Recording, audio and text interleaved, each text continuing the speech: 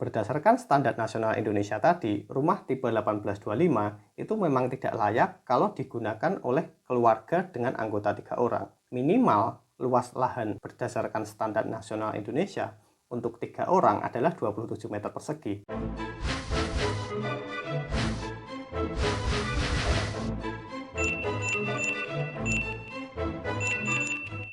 Di pertengahan tahun 2025, pemerintah mengeluarkan kebijakan baru terkait dengan luas minimal rumah subsidi dari sebelumnya tipe 2160 menjadi tipe 1825. Kebijakan ini memicu pro dan kontra di masyarakat. Di video kali ini kita akan membahas apa sebetulnya sisi positif dari kebijakan baru pemerintah ini yang mengurangi luasan minimal rumah subsidi dari sebelumnya tipe 2160 menjadi tipe 1825. Sebelum kita membahas masalah sisi positif dari kebijakan ini ya, kita harus tahu terlebih dahulu kebijakan apa yang dimaksud. Jadi kebijakan ini merupakan kebijakan yang muncul di pertengahan tahun 2025 di mana pemerintah itu merubah luasan minimal rumah subsidi dari sebelumnya tipe 2160 menjadi tipe 1825. Tapi apa artinya?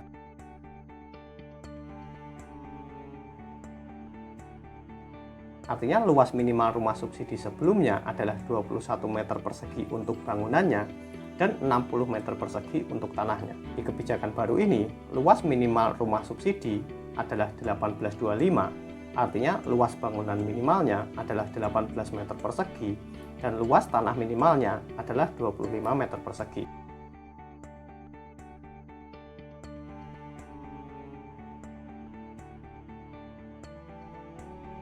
Nah, kebijakan ini memicu pro dan kontra di masyarakat. Banyak sekali pihak-pihak yang menilai kebijakan ini tidak layak. Kenapa banyak yang menilai tidak layak? Karena berdasarkan standar nasional Indonesia, luas minimal rumah untuk dihuni 1 orang adalah 9 meter persegi. Artinya kalau kita berkeluarga dengan 1 istri dan 1 anak, maka luas minimalnya adalah 27 meter persegi.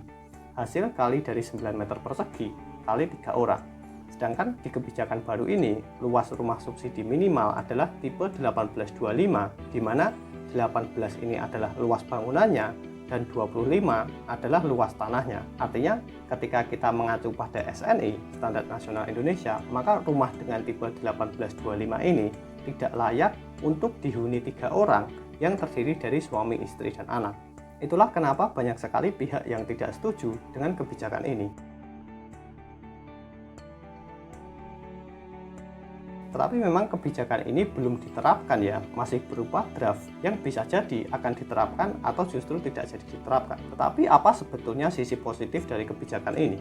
Kenapa pemerintah menilai perlu mengurangi luas minimal rumah subsidi dari sebelumnya tipe 2160 menjadi tipe 1825? Sisi positif dari kebijakan ini ya, atau alasan kenapa pemerintah menerapkan kebijakan ini adalah untuk memanfaatkan lahan yang terbatas di kota-kota besar.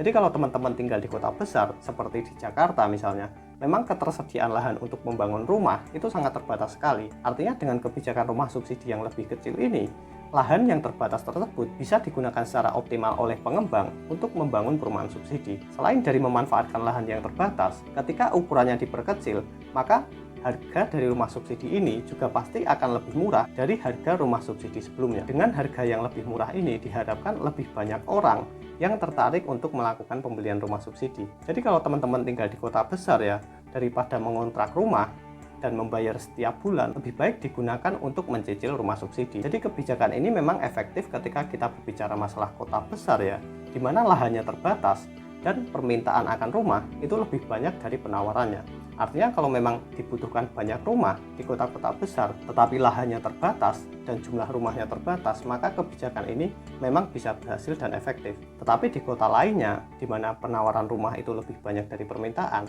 mungkin kebijakan ini tidak efektif.